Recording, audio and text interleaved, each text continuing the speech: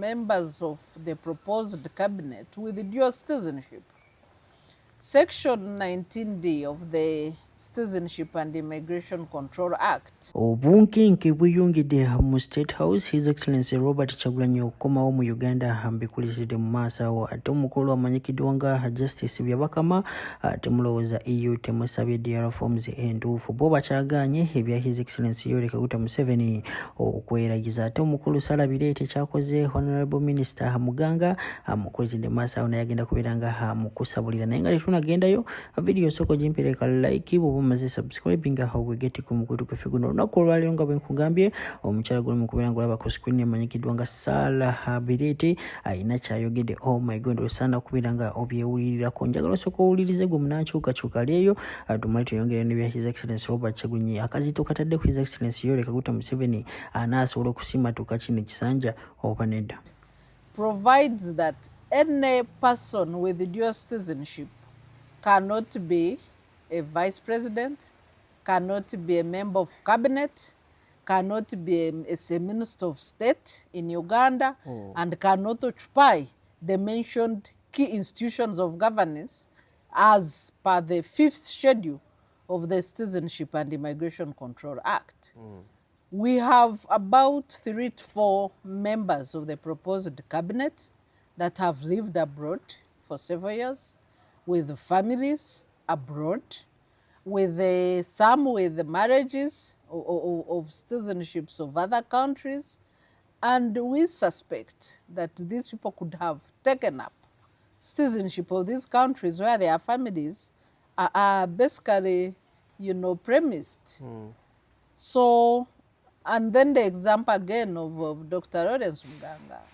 I think his profile indicates that he's... Alright, nga tubitadde ku mabali abaana b'enkyukakyuka nga bwe mubamanyi tebatera kupowa batandise oba batandikidde we baakoma batandise okubeera nga babanja DR forms bagambye fine mwerayiza tetuganye naye kati essaawa zino twagala ebipapula byemwalayirirako nga mugamba nti no mmwe abaawangula twagala kumanya mu Western Uganda mwafuna balonzi bameka ate mu Eastern Central mutubulire mwafunayo abantu abameka. Njagala ku mibuuzo mu comment section mulowooza bana abaana bukasa bateeka kazito ku mukulu Justice Byabakama finally anaafulumya results oba Justice obudde bwabwe babumalira bwereere.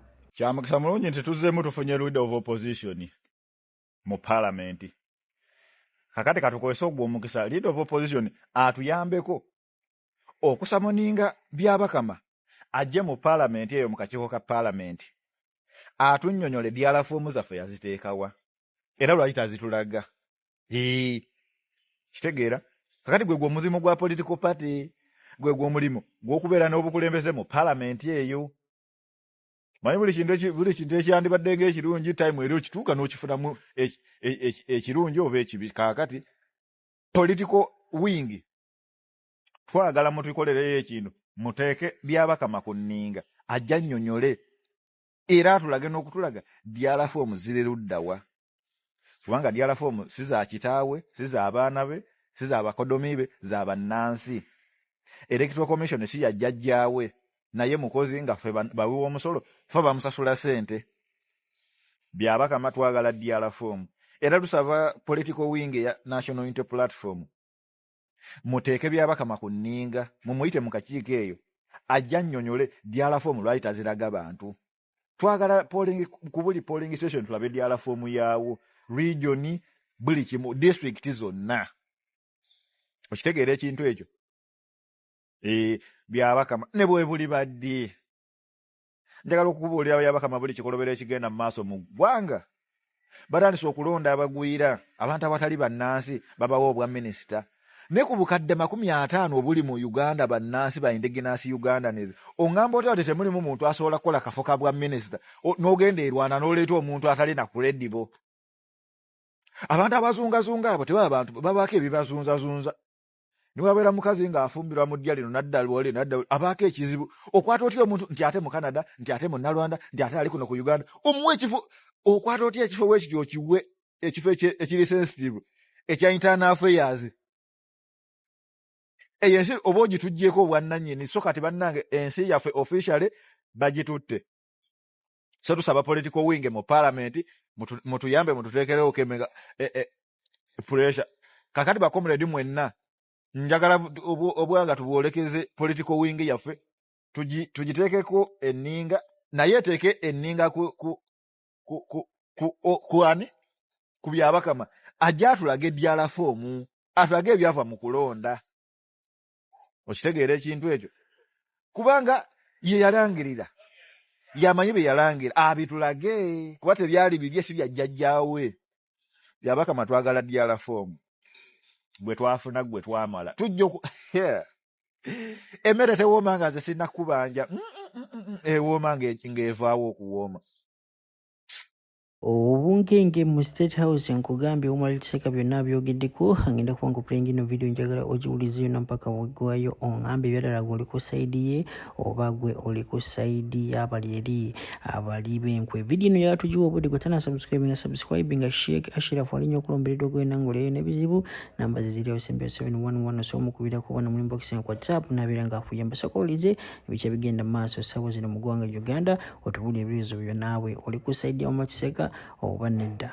Lwaki mwagala nnyo tulaga nti kati Museveni ali ku kaweweevu? Lwaki mwagala nnyo kitulaga?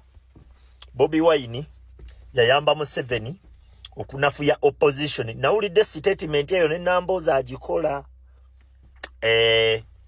Ne twebuuza opposition ki yakoze ekye yanafuwa.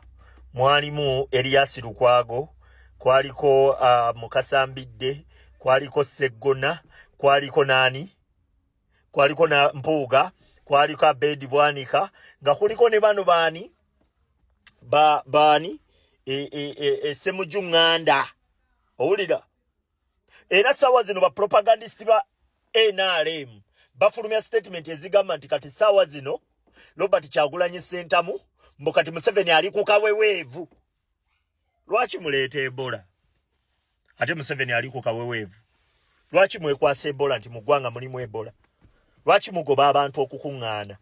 Kubanga mutya mukimanyi nti Kyagulanyi ayinza okuddira awo nga waliwo engeri ya event ne wabaawo ebibaawo.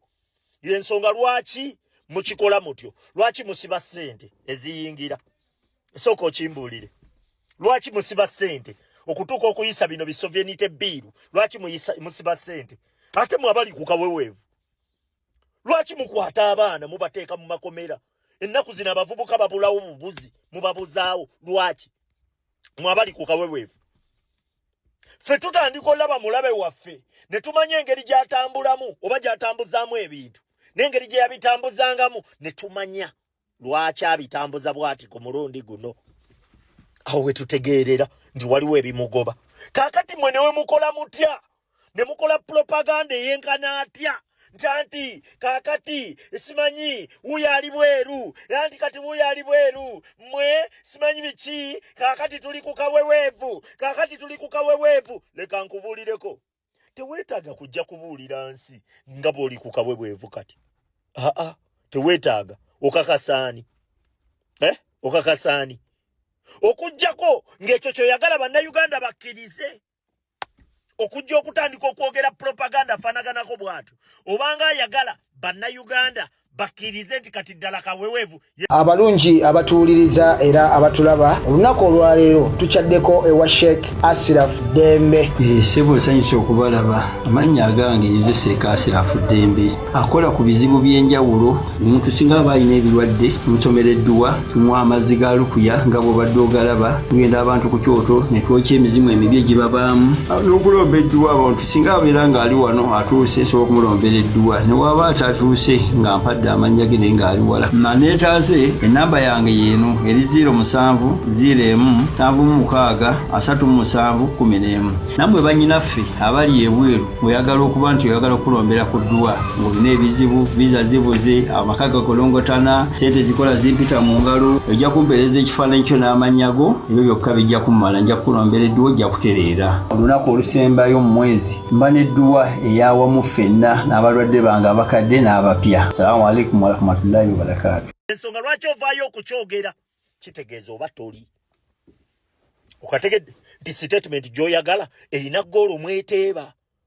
Osegedde ate ggoolo mulimu kipa alaba ako mukategeere Robert Kyagulanyi Center mu Uganda agenda giyingira ekyo nkikubulira ate gwanga ligenda nnunulwa lwaki nti ebbanga lyonna twabeerangawo n'opposition yaliwo nga bannayuganda babeera mu kwevuma mawanga ba MC bye babeerangako Abaganda abakyoli abalango abateeso abatoolo abasoga nga bye biriwo sawa zino tokyabireeta sawa zino munnayuganda yenna amanyi osegedde nti ani mulabe waabwe luli eri twava abaana abanyankole baavanga eyo mwankole ng'ajja n'obusungu n'ogaba boono yabugjeewa kumbe baabapatikirangamu ebintu kaakati bakimanyi nti awo eyo yenna yali katemba kujja kwa Kyagulanyi Uganda sawa zino eri wamu ekirala luli eri Museveni yali akolanga bano abafere ababeera mu events oba ng'ebivvulu ng'oyimirira n'akubbako essimu